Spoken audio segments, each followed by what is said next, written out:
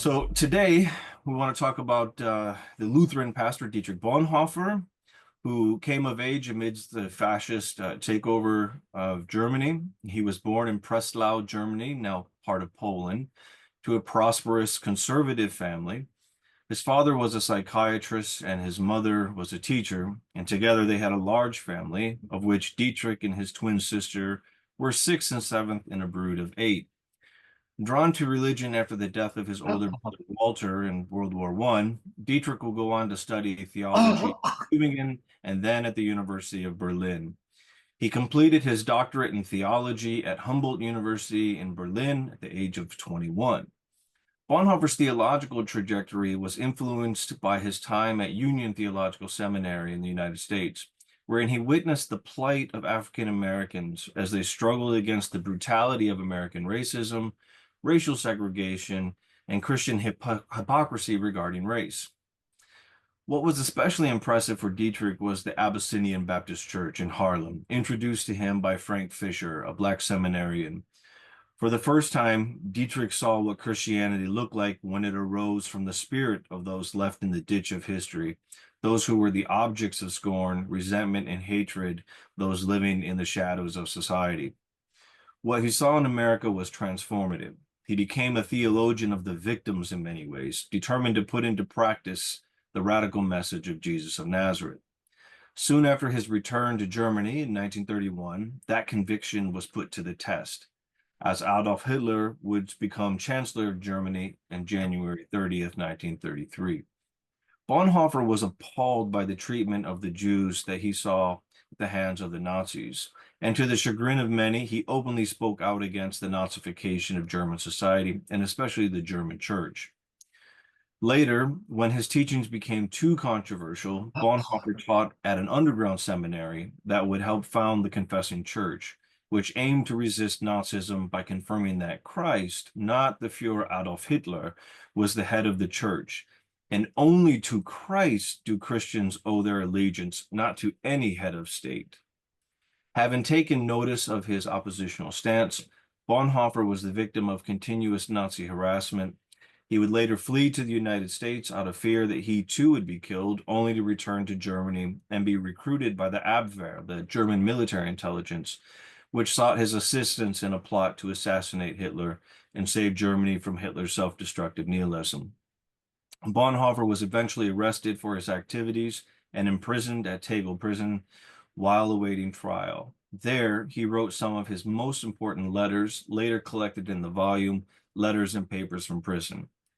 After becoming aware of the Abwehr plot, Hitler personally ordered the execution of those who participated in it, and on April 9th, 1945, just days before the end of the war in Europe, Bonhoeffer was hanged in Flossenburg concentration camp.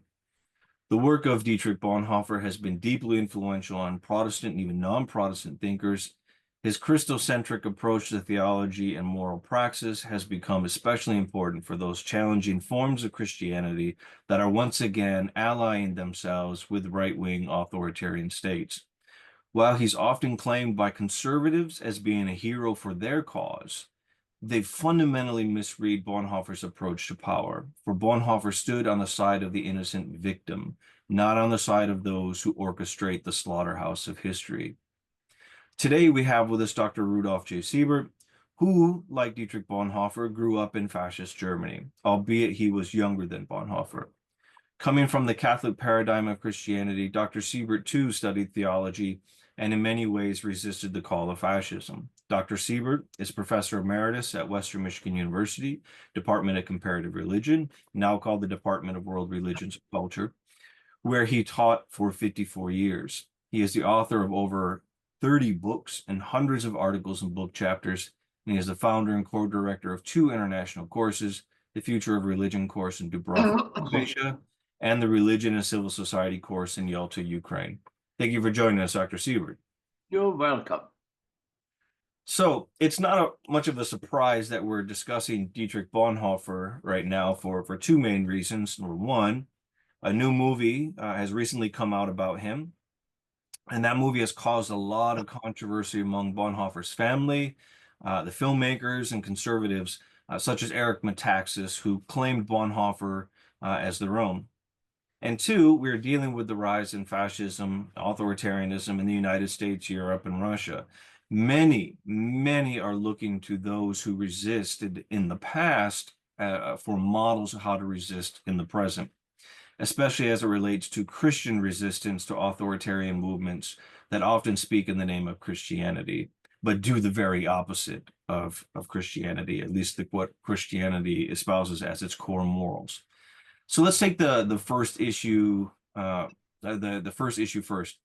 What did you think of the new film Bonhoeffer, Pastor, Spy, Assassin, released in 2024? Did it capture the spirit of Bonhoeffer, or was there something missing?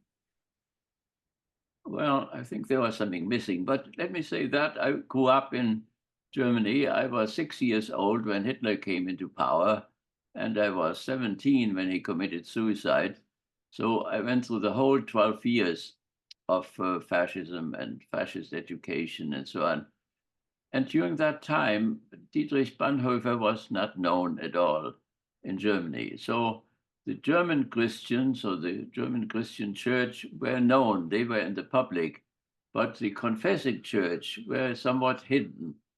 And of course, I grew up in the Catholic youth movement. I was a leader in the Catholic youth movement, but the Catholics were separated from the Protestants and the Catholics, the Protestants from the Jews. They were all isolated in themselves and therefore could also not really cooperate in their resistance. So I became aware of Bonhoeffer only after the war, several years after the war, and because that was more internal Protestant thing here in America and also in Germany. So now the movie, I liked the first movie better. It was more historical. So the second movie, also the family, the Bonhoeffer family did not like the second movie very much. So I would say it is lacking in historicity. It is too much poetry and made up in that second movie.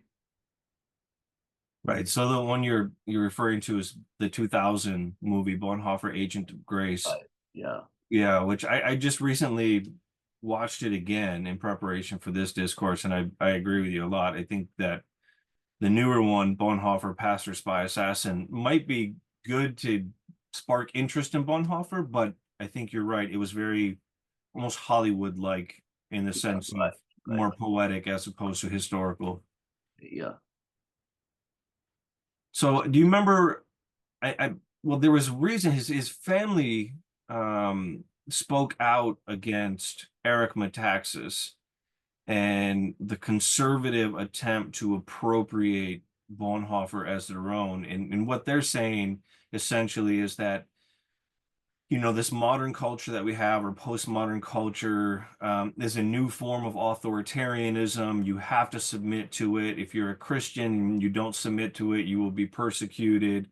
And therefore, Bonhoeffer would stand against our present, you know, secular culture. And therefore, Bonhoeffer would be on their side. Whereas other people would say, no, Bonhoeffer is on the side, like I said, Bonhoeffer is on the side of the innocent victim, and the innocent victim in this new persecution is the immigrant, the Muslim, the refugee, anyone who finds themselves non-identical to what, you know, the classic white American is, and therefore Bonhoeffer would be his sympathies would lie on the persecuted as opposed to those who persecute them. So where do you fall on this? I mean, do you see the point in what the family's trying to say, that he might have been a conservative, but he would not be a Trumpist, for instance? I wonder why the right thinks he was on the right. And the reasons for that could be that he came from a high bourgeois family. His father was a psychoanalyst. And so, therefore, they may think, since he was from a bourgeois family and very traditional and conservative family, that he is on their side. But of course, now history does not repeat itself, but there are some similarities. And certainly he was, at that time, on the left, we could say. But I don't know if these categories really fit for him. But he certainly was not an establishment man or whatever. So he was a very critical person. And here in the States, he sided with the Black Church. And also then when he went back the first time, the second time he went back, he was always on the left, we would say today. But he was part of the Canaries Secret Service, military Secret Service. And so they hired him when he came back the second time. And that was very unusual. So I would say that Bonhoeffer is a man of tremendous contradictions, because on one side he was mainly an ethicist, and you should not kill. And on the other side, he was part of the assassination attempt, the 43rd assassination attempt against Hitler. And so we have to see him as a man full of these contradictions. And how they are to be resolved, that is the question. But the authoritarians, of course, think they are also democratic. So they have these wrong names very often, and they use the left. They study the critical theory in order to turn it upside down. And they do the same thing also with Bonhoeffer. But we have to go to the very core of Bonhoeffer's theology, and that is that he introduced a new form of Christianity, namely Christianity, which was somehow not religion as such, but that Jesus did not really want to establish a religion. That is the idea. So therefore, a religionless Christianity. He participated in the modern criticism of religion and the bad experiences which people had with religion. So he thought what Jesus wanted to do was not to bring a new type, not to bring a religion, but that he just brought a teaching and an ethical teaching. Right, that was his concept of, was it religionless Christianity? Yeah, right. That Right. is the core concept. Yeah, and I think it goes back to, in many ways, what we see again today, where Christianity is become a mark of identity. And so I'm a Christian, it's my tribe, therefore I believe A, B, and C, but it doesn't really govern how I act personally. It doesn't govern how I act in politics. It doesn't govern how I act in society, right? It's just simply my identity. And that seems like, the religion is the camouflage for something that is anti-religion in many ways, in essence. So it always seemed to me when reading about the religious Christianity, Bonhoeffer is almost like saying that which can be negated from Christianity is the outward religion appearance, but the essence is what has to be brought forward. Right. So more concretely, what he's really against is the Constantinian type of Christianity. So when the church, after 300 years, then joined the state, and the state and church somehow went together, and that was through the whole Middle Ages and into modernity. We thought that this Constantinian Christianity had come to its end at the end of the Second World War, but unfortunately it went on into our very period. And so we continue this Constantinian type of Christianity, which is a Christianity which is adjusted and adapted to slaveholder society, feudal society, and also to the capitalistic society. So, and that is what he was opposed to. There is a scene when he was on the way to the concentration camp there. He went into a Catholic church which had been half bombed out, and there he had two co-prisoners with him. And there he expresses this, that this all has come to its end, this Baroque church and this cultured church and so on, all that was supposed to come to its end according to his prophecies. Yeah, so the German church in Germany at the time that had been Nazified was once again this the fusion of Constantine and Christ, so the fusion of the church and the state, so that the state somehow patroned the church and the church blessed the state and brought these two together and they worked together. I mean, there's a term in Byzantine Christianity as well as in Russian Orthodoxy called symphonia. And symphonia was this idea, the Caesaropapism type of idea, where the state and the church come together and they lock arms and they work together. So it always appeared to me that Bonhoeffer was on the side of the prophetic church, like the confessing church was the prophetic church. So it was of society, but not society. It was on the outside, always critiquing society, not out of hatred for it, but out of love for the people of society. So it was on the side of the prophets and not the priests, if you will, to use Eric Fromm's distinction. Yeah. So there was particularly Barth, Karl Barth was a leading figure in the confessing church. He developed a dialectical theology. He was somewhat close to Hegel. He thought that Hegel could be for the Protestants what Thomas of Aquinas was for the Catholics. And I always added that he could also be the new Thomas of Aquinas for the Catholics as well. Unfortunately, that has not yet happened. So, but that would have been very helpful. So, because Hegel presents the whole history of religion, one great religion after the other, and sees Christianity also as a religion. So, but so this is something new now, but it has not really been taken up. Really, I think this idea of this type of a new approach, a religious type of a Christianity, and starting with the Sermon on the Mount, which is not something, it's not a new religion, but it is in Judaism a new way to understand Judaism, to understand the Father and the commandments in the Sermon on the Mount and so on. So I think that is essential for him, and I think the churches should look more into Bonhoeffer and see what is true in all that, what he taught, and for which he died.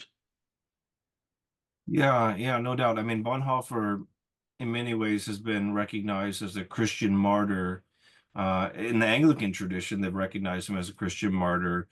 The Evangelical Lutheran Church of America and the United Methodist Church have done so as well. In the gallery, for instance, for the Anglicans at Westminster Abbey, there's a statue of Bonhoeffer standing alongside Mother Elizabeth of Russia, Dr. Martin Luther King Jr., and Oscar Romero. So he's been elevated to martyrdom as a true Christian martyr by a lot of Protestant denominations. Has there been anything like that in the Catholic Church? Any kind of recognition of Bonhoeffer? Unfortunately, I would say there are, of course, more progressive theologians like Hans Küng or Gregory Baum, so they knew of Bonhoeffer. But officially, of course, he has not been taken among the saints. He was a saint, but he's, of course, a Protestant, and so a Protestant cannot be a saint. So that is very unfortunate. So hopefully there will be a better reception in the future of what Bonhoeffer had to say. But it is hard to accept him because to accept him means also the self-criticism of religion.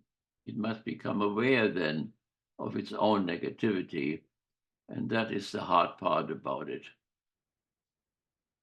But certainly he should be. Romero was finally canonized in the Catholic Church, but it took also several years. But so the Catholic Church should be more concerned with what Bonhoeffer had to say, as a form of self-criticism in its present situation, because there are large parts of the Roman Catholic Church who, like Christian nationalism, has penetrated not only the evangelical churches, but also Catholicism, unfortunately. That always struck me as one of the big differences between almost like old school, near medieval forms of religion, where if something horrible happened in the world, the critique was always turned inward. It was, what did I do to bring this into the world? What did I do to deserve this? It always seems like to me, with identity, religion, with Christian nationalism, the critique is always outgoing. It never turns around and engages in some kind of self-interrogation, which is an absolute abandonment of, I think, of one of the core essences of Christianity, that it is not self-persecution, but as you said, it's a self-inner critique of the self. And Bonhoeffer not only critiqued himself, but he critiqued the dominant forms of Christianity in his day that conformed to that authoritarianism of the fascists.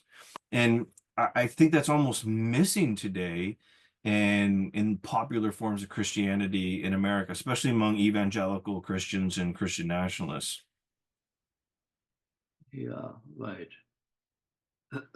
So we have to look into this self-criticism now, and the self-criticism is still not there. You seldom, or if at all, hear something in the Catholic Church about the cooperation of the Catholic Church with Nazism.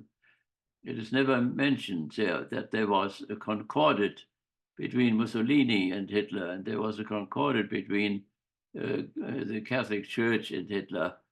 So there was a close cooperation.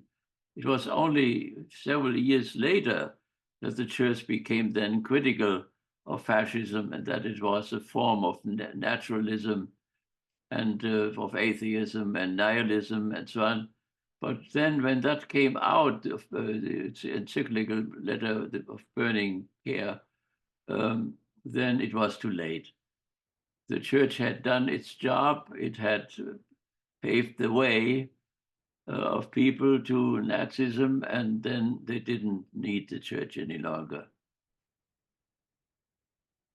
Yeah, it's interesting today how so many evangelical Christians, Protestants, and very conservative Catholics in America are pointing to, this new wave of what they constantly identify as communism or postmodern culture, or culture, where where we hold up transsexuals, or where we hold up gays and lesbian folks, or we hold up Muslims, and we make them into the virtuous people, and we persecute ourselves just for simply for being, in this case, simply for being white and Christian, things like that.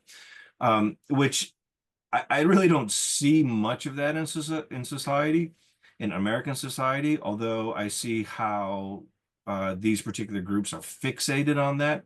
But it appears to them that there's, again, this enemy out there that is threatening to take over American society, and therefore we, the evangelical Christians, have to partner with the state, in this case, in American, under the Trump regime, a very authoritarian state, in order to fend off this new movement of authoritarian culture, which is very similar that you saw in the Third Reich, where the church allies with the state to fight against the communists, the outside threat that's threatening to kill all of it. I mean, do you Yeah. see this as well? But I mean, communism was the arch enemy 100 years ago, and it's the arch enemy again now. So the Marxist, the critical theory, and so on are made responsible for the decline of the nation, which they see as a decline. And so that is the arch enemy. That is where everything is concentrated on. And the reason is that, of course, Marx stands for anti-capitalism. He predicted the fall of capitalism. So he is the arch enemy, and they have undermined our whole culture. And now we have to recover this again. We have to recover our identity, our nationality, and so on. So one has to because all these groups, they are LBJ people, that is only a sideshow. The main enemy, the real enemy, is Marxism, which undermines the capitalistic system in the schools and so on. Therefore, this total struggle with changing the schools or the education department and all this. So that we have to focus on this. Also, the church, when we ask why did the church join fascism and now authoritarianism again, because of communism. So to the end, my pastor, for instance, in Frankfurt, thought that Hitler was the only man who could conquer communism. And that was after Stalingrad, also after Kursk, the final battles, after fascism was really overcome by the Russian army. So there's still this whole anti-communism thing motivated the church because they thought Hitler alone could do it. So fascism alone could overcome this horrible danger of communism. Yeah, and now I think the communist boogeyman is for, at least for the American right, is in the house, because it's not an outside state threat anymore, unless they're talking about communist China, and because it's not really North Korea, Vietnam, and Cuba, but communist China. But then they're not really fixated on communist China so much because, I mean, let's be honest, China is every Western capitalist, favorite place to manufacture any of their goods, right? I mean, they love communist China. But it seems that the communist threat now that they're talking about is the quote unquote communism of culture, right? Like we shifted from this political economic war to a cultural war within the country, where the communist threat is now our fellow citizens that are somehow have pink hair, and that's communism, or they believe in trans rights, and that's communism, right? And so it's like it's gone from an international war to a civil war, a cultural civil war. What do you think about that? Yeah. So the whole thing has penetrated the United States, and the main opponent there is the Frankfurt School. It's this critical theory. They call it sometimes critical race theory, but it's really much broader than this. So they make this critical theory responsible for the whole decline, and that is the arch enemy, who is now not any longer outside in Russia or so, but which is inside. But that was very much the case already in the 30s. So we have very great similarities with what Henry Ford did in the 30s and his friends here. Henry Ford, for instance, sued the United States because the American Air Force had bombed one of his factories in Germany.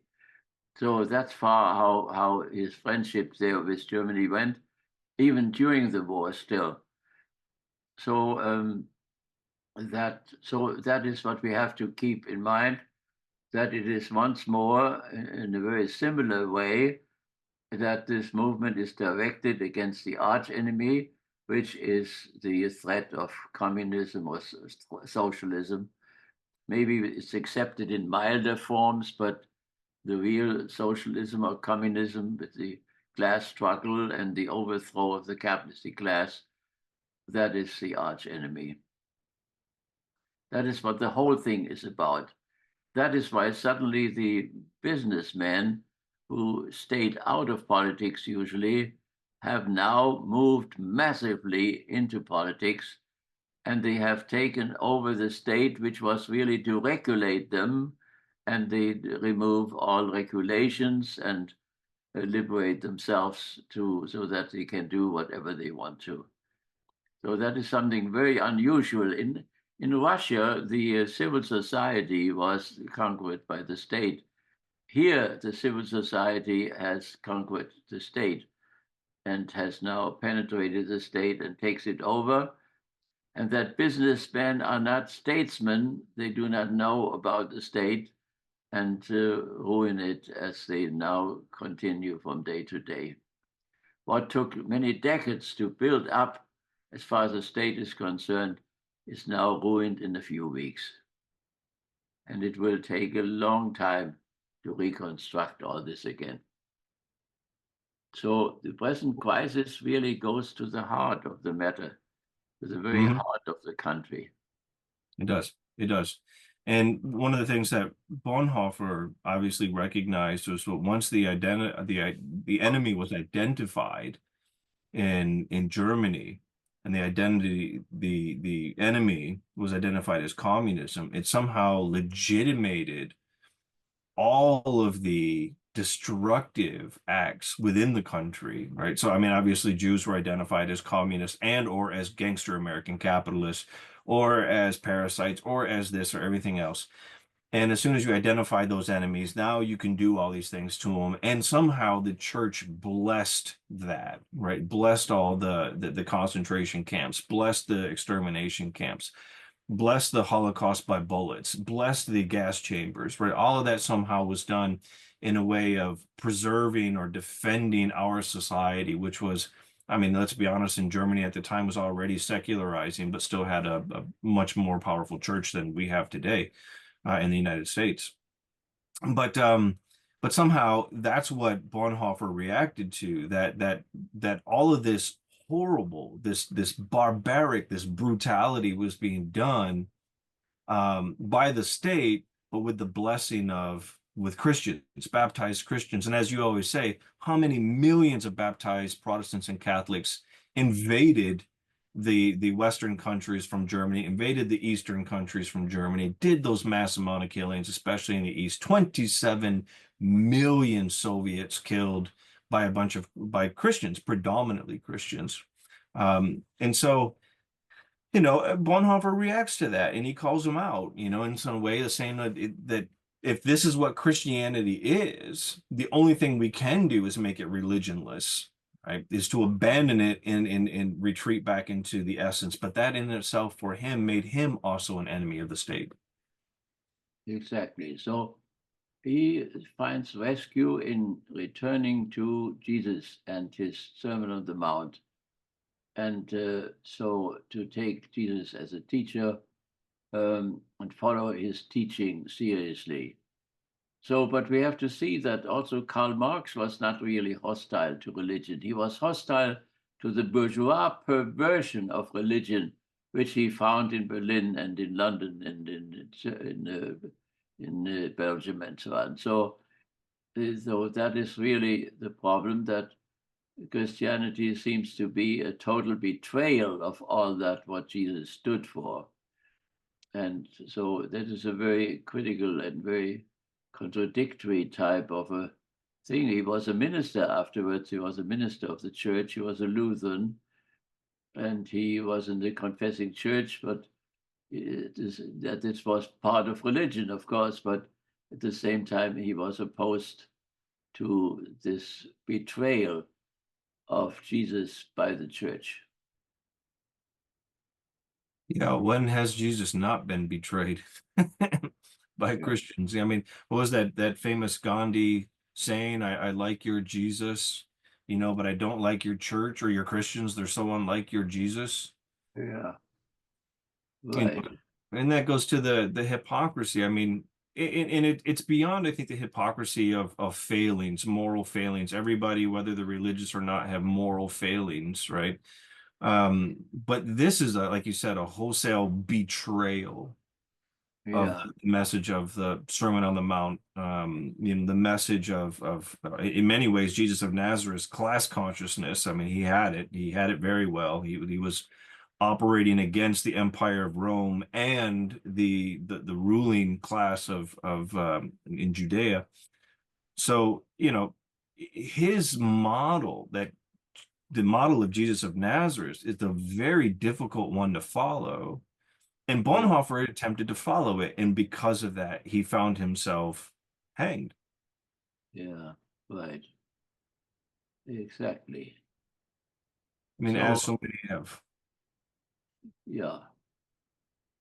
So that is what Bonhoeffer can tell us for the present. Of course, the present is not really the past, but because of the similarities, he can help us to see things more clearly and get not mixed up in the present chaos, an unbelievable chaos of notions and concepts at the moment.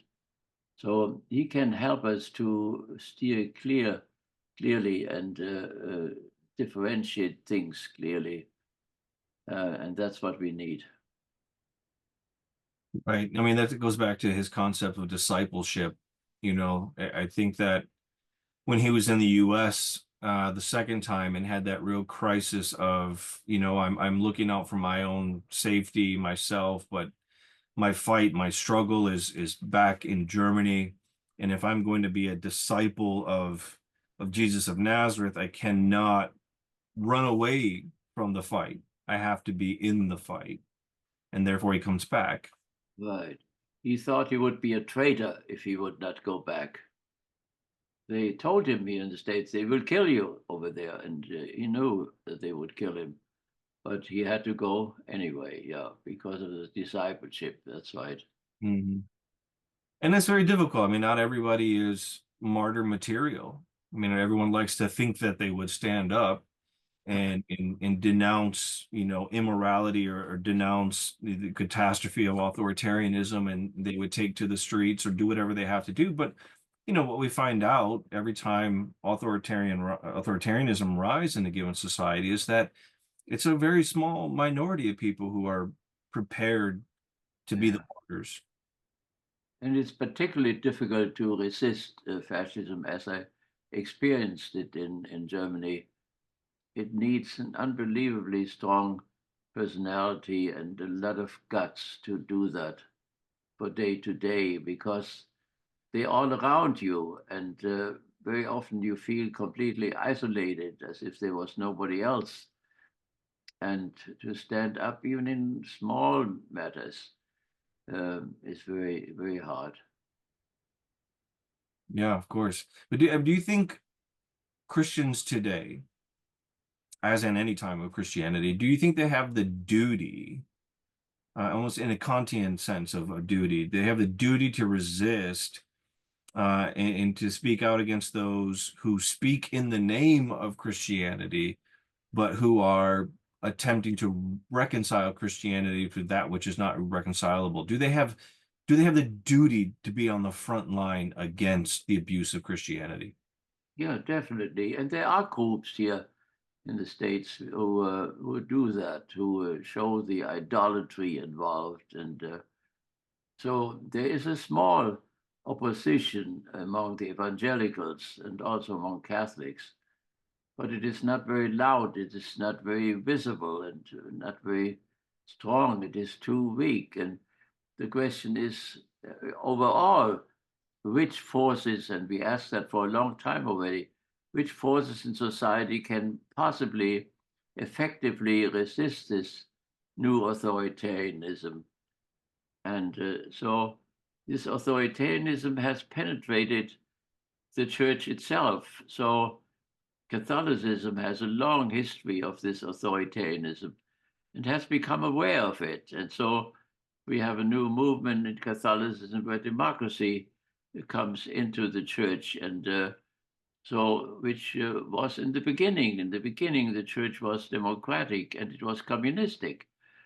And now we have to see how we can bring the democratic element back again. That the church is not only monarchical and not only oligarchical, but that it is also democratic. And there are beginnings in the German church and the French church to go in this direction. And that would also change the content of the Christian teaching if the lay people had a say in all of this. And that's happening now. And the present Pope, Francis, is very much on that side, and therefore finds all this opposition, particularly here on the Christian right. Yeah, I think one of the interesting things with Francis is that as much as like people would like to see him say more, he has been vocal um, against where he sees abuses of religion. For instance, he told Patriarch Kirill in Moscow that he ought not to be Putin's altar boy. He had said some very terse remarks about Donald Trump during his first presidency. And I'm sure if he wasn't in the hospital at this moment, he'd probably have some terse remarks about the second one. Although he has said something about immigration and the immorality of simply mass deporting people, because predominantly the people are deporting are coming from Catholic countries. But even if they weren't Catholics, I think this Pope would say something about it. He's been deeply critical of the vice president, J.D. Vance, who is a convert to Catholicism, which is amazing. You convert to Catholicism, and soon after you get criticized by the Pope for not understanding Catholicism. It's something else. But, and so I think Francis, in some kind of ways, as still being a man of the institution, has shown how the institution in and of itself can be a force of resistance to the utilization or functionalization of Christianity or of religion for malevolent means. Yeah. Well, he has declared from the very beginning that Trump is not a Christian, that that somehow he is exclusive. Christianity is inclusive. Democracy is inclusive. So it is his exclusiveness of right-wing people which are the unchristian part in them. And so all Christianity and these confessions to Christianity are very phony. It is a horrible phoniness all over the place. And it's very painful to listen to all these abuses. Right, and that's what Bonhoeffer in many ways was reacting to too, especially with Jews. I mean, his own twin sister, I believe, was married to a Jewish man. And that was already controversial in the family at first, but they reconciled themselves to that, and it became a teaching moment in many ways for the Bonhoeffer family about inclusivity and the importance of inclusivity. And then he sees, in his society how Jews have become the evil other that have to be eradicated. And he was very clear about that. I mean, he in his speeches and his writings, he stood up from a Christian tradition, denouncing the ill treatment of Jews in German society from Christianity alone. He didn't go to, Kant or Hegel or whatnot, but from Christianity alone, he did it. And I think that's a pretty important model for Christians today when they are witnessing the abuse of people who are on the margins of society. Yeah, and there Bonhoeffer also corrected, of course, the Christian history, which has strong anti-Semitic elements, anti-Jewish elements, really. The Jews and the Christ killers and all these horrible things which produced every Good Friday, every year, pogroms where Christian moved into the ghettos and killed people and abused people and burned the synagogues down and so on. So there are the 1,000 years of this anti-Jewish attitudes. So there is a lot to be repented. And maybe one reason why the church did not resist adequately was that it itself had these anti-Semitic elements. It itself had these authoritarian elements. And that is what Bonhoeffer was opposed to. Yeah, it's, Christianity obviously, like a lot of things, like most things, seems to have a divided spirit. In my own writings, I talk about how America was founded with a divided spirit. And in many ways, Christianity was too, that it was both a prophetic tradition that stood against the Empire of Rome, but also one that saw the Jews as a problem, right? That this Jew hatred within Christianity was there was a very strong strain of it, starting from the very beginning in many ways, at least from the Pauline tradition, not so much from the Church of the Apostles or whatnot, but from the Pauline tradition.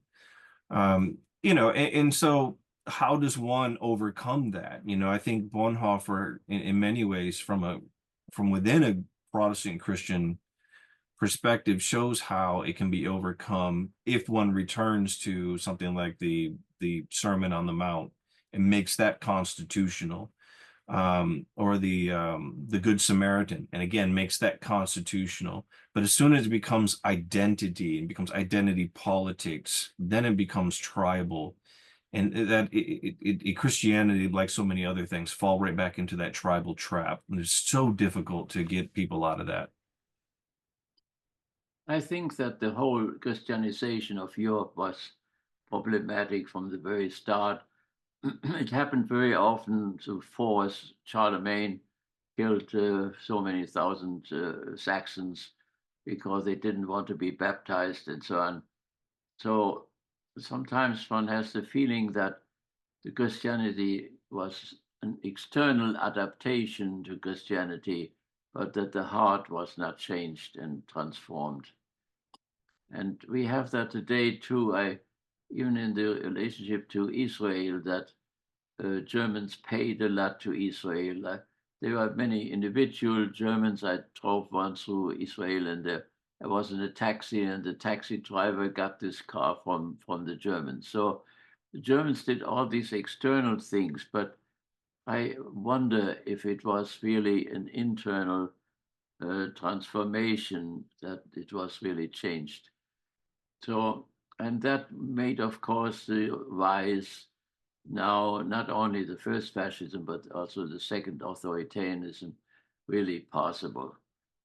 There is something in the underground. One cannot simply fall back, as the Nazis did, to the religion of blood and soil, the Germanic religion, if the conversion had really gone to the depth of the heart. So there's something very problematic about the Christianization, and particularly the Constantinian Christianization, which brought us the army chaplains. As the German armies killed these 26 million Russians, there were thousands of army chaplains everywhere, blessing the troops, forgiving their sins, going to communion, and so on. That all happened at the same time, and all this murder was happening. So an unbelievable catastrophe. And if one does not want to talk about it, one cannot really repent it neither. And when you cannot repent it, you can also not change it really. And so this has come now in the recent weeks and months to a real climax. I have never seen that the public opinion was so distorted and so many wrong things continually, or one could say lies continually. That is shocking. It is really shocking. There's nothing normal about our present situation. So, but Bonhoeffer can help us still to show the way, together with other people, Father Delp and so on, who also were sentenced to death because they were part of the Hitler assassination attempt. So there were about 1,000 people who were involved and were also sentenced to death and killed in Berlin in the prisons. They are hanged. Very, very courageous people. So what makes it so difficult is the violent character, of which makes you fearful of the whole movement. And so people are not willing to stand up. They just want to close their eyes and let it go. But now we are in it, and we have to see how to get out of it. And I think Bonhoeffer can help us to show a way out, which would mean a great transformation, not only of the state and society, but also of the churches, particularly of the churches. It always amazed me that Hitler seemed to have a better understanding of Christianity than a lot of Christians do. So in Hitler's Table Talk, the volume edited by Hugh Trevor Roper, it's when Hitler talks about Christianity as the Bolshevism of the Roman Empire. Yeah. Because of its communism, its communalism, you know what I mean? Because of its radicality in the sense that it's not, as Justin Martyr would say, they not only take care of their own, but they take care of ours too, right? These people who aren't even Christians, they take care of them. That kind of communal spirit of equality is for Hitler was what brought down the Roman Empire. And therefore, if you have this Christianity now in the Third Reich, the Third Empire of the Germans, right? What do you do with it? You're not going to eradicate it. So you have to transform it away from that radical egalitarianism. You have to distort it in some kind of way. You have to functionalize it, make it into a tool of hierarchy as opposed to equality. And I think he did that it devilishly well for much of the church. And again, that's something else that Bonhoeffer was reacting to. Right. Yeah, and Hitler saw he did not hate all of Catholicism, where he came from, but he, for instance, when he saw a cardinal, a Catholic cardinal, and with his uniform and so on, that reminded him of the Roman senators, and that was a good part of Catholicism. So he rejected the Jewish part, but he accepted the other part, so he respected that. And the Protestant ministers came with their civil uniform, with civil clothing. They had some contempt for it, but so it was that Roman element, the power element, which fascinated him. Yeah, he was very romantic in that sense. So I mean, leave behind the Jewish Jesus, but that Roman aspect of the church that can remain. It's fascinating, yeah. He So had that in common with Mussolini, of course, and also Franco and Salazar and the Croatian fascist.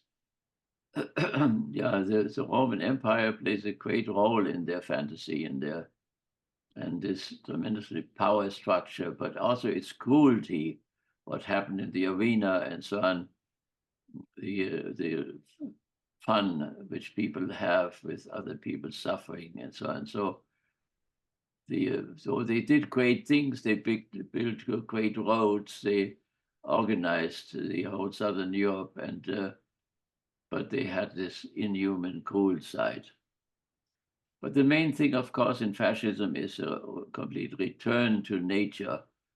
Instead of transcending nature and developing to a higher level, they want to return to nature, the aristocratic law of nature, the omega fellow, or the alpha man, the alpha leader, the strong guy, and so on. So that is very, very strong. And there are things in the psyche of the Europeans which have not been transformed, which have not been baptized. The baptism did not work. So, and so the question is, of course, what are we doing with this? And Bonhoeffer shows a way, at least he shows one way to think about what has to be done. yeah. Yeah, one of his concepts that I find tremendously interesting, and there's been a lot of people commenting on it lately, videos being made on it, put on YouTube, was this concept of stupidity. And it sounds like so much an unacademic term, stupidity. It's what we call people who disagree with us, they're stupid, but he gives it a real substantive understanding of what it is. It's stupidity is someone who is impervious to facts, basic facts, basic truths. They're impervious to argumentation. There seems to be a willful ignorance and a joy in ignorance. So in one of his prison letters, he defines stupidity in this way, and I'd like for you to comment on it. He says, stupidity is the more dangerous enemy of the good than malice. One may protest against evil. It can be exposed and, if need be, prevented by use of force. Evil always carries within itself the germ of its own subversion, and that it leaves behind in human beings at least a sense of unease. Against stupidity, we are defenseless. Neither protests nor the use of force accomplish anything here. Reason falls on deaf ears. Facts that contradicts one's prejudgment simply need to be believed. In such moments, the stupid person even becomes critical. And when facts are irrefutable, they are just pushed aside as inconsequential, as incidental. In all of this, the stupid person, in contrast to the malicious one, is utterly self-satisfied and being easily irritated becomes dangerous by going on the attack. For that reason, greater caution is called for when dealing with a stupid person than with a malicious one. Never again will we try to persuade the stupid person with reasons, for it is senseless and dangerous. Yeah. I think that speaks directly to the condition that we find ourselves in here now in 2025 in the United States. And he's responding to his own society in the 1940s when he wrote this in Nazi Germany. It is an unwillingness to learn, an unwillingness to learn. I always thought that people were stupid because they were neglected by society and didn't get enough education, until I read Kant, and Kant thought that the people it's their own fault that they are in this situation. So they simply don't want to be enlightened. And so he was very tough. Kant was very tough with those people who denied, didn't want to go into the learning process. And that we have that massively. Instead of studying themselves, they leave it all to that great messianic leader now, and he knows it all, and he will lead them into the right direction. Even if the stock market then collapses, they are still going on to believe and to hope and so on. So stupidity is a very complicated type of a thing, but it is willful, as Bonhoeffer says. People want to be in this situation, and then they have to suffer for it. If they cannot think through their things, they have to suffer things through. And that's what we are doing now, and will continue to do for some time. Yeah, I always emphasize the difference between stupidity and ignorance for my students. I said we're all ignorant in some ways. If you bring a motorcycle in front of me and talk about how we can do motorcycle maintenance or whatnot, I am infinitely ignorant of that. I have no idea where to start, what to do, but I'm open and I could learn. And the difference between that and stupidity, at least how Bonhoeffer defines it, is just someone who's unwilling to learn. They're not open. They don't want to hear it. And even when they realize that the facts contradict their own claims, they simply push it aside, as in now they would simply say it's fake news, or it comes from mainstream media, or it comes from that person who we all know is corrupt, or blah blah blah. So it's almost like they don't believe in vaccines, but they're already vaccinated against facts, against reality, against the truth. So when it penetrates, it is immediately pushed out and defeated.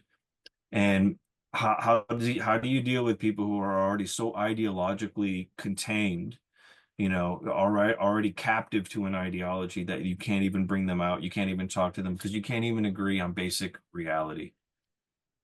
Yeah. Yep. And so I think Bonhoeffer saw that, as he says, it's the more dangerous enemy of the good than malice. Yeah. Bonhoeffer has another important concept, that's cheap grace. So the cheap grace issue, and then real grace, because it was always a tradition in Christianity, if man can really do that, if he can keep the commandments, and there was always the issue that grace is necessary in order to do that. And Augustine was very strong on this element. All is grace, and so on. So when we find ourselves helpless and so on, then the question of grace comes up, and that it is not cheap grace, but that it is real grace which helps people in their struggle.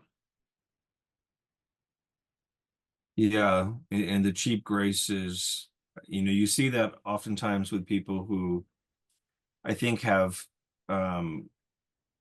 such solid confidence that they are saved, that it doesn't matter what they do in this world, they're saved. It is, you know, from a philosopher's perspective, it's so like, it seems like it would be more intellectually honest to say, I hope fervently that I'm saved, but I could never say that I'm saved. So, I mean, when I was in Oxford a couple years ago, and I sat with a lot of theologians, they were making, and this is not a critique of theology, but they were making claims, theological claims, that as a philosopher, I was reformulating in my head, saying you should hope it's that way, but how can we say it's that way? At least, you know, from a Kantian perspective, that there's limits of reason. You know, reason can't penetrate the thing in itself. It can't go beyond its own limitations. And they were saying things that were so beyond the limitations of reason. And so I think that part of that cheap grace is the same thing, right? I mean, people are saying that, well, I'm saved. I can do whatever I want. I'm saved by virtue of being, you know, accepted Jesus or something like this. Where I think for Bonhoeffer, grace not was it didn't come through works, but grace was expressed through the pain of having maybe not earned it. That might not be the right word, but being an expression of grace is not an easy life. Yeah. But according to him, of course, without grace, all that what he did himself, including his death, and they brought him naked to the gallows and hanged him. This is superhuman. It is a matter of grace, he would have said. Mm-hmm. Very much so. Well, Dr. Siebert, we have gotten to the end of our time. So I thank you so much for having this discourse on Dietrich Bonhoeffer. And if those of you who haven't studied Dietrich, I certainly encourage you to study his works. Very important, whether you're religious or not religious. They're important works. Historically, they're important. Sociologically, they're important. I think theologically, obviously, and he was an ethicist, so his ethics are very much important, especially in a time in the times that we find ourselves in the West. So please like and subscribe to our channel if you're interested in hearing more of what Dr. Siebert has to say about a variety of things. Look at the Rudolph J. Siebert Audio Visual Archive on YouTube. There are videos going all the way back to the 1980s. So he's always on it. He knows what he's talking about for decades now. So thank you, Dr. Siebert, for doing this once again. I thank you for doing this, for enlightening us. We do our best, right? Yes. We're here to do what we can. All right. Have a good one, everybody.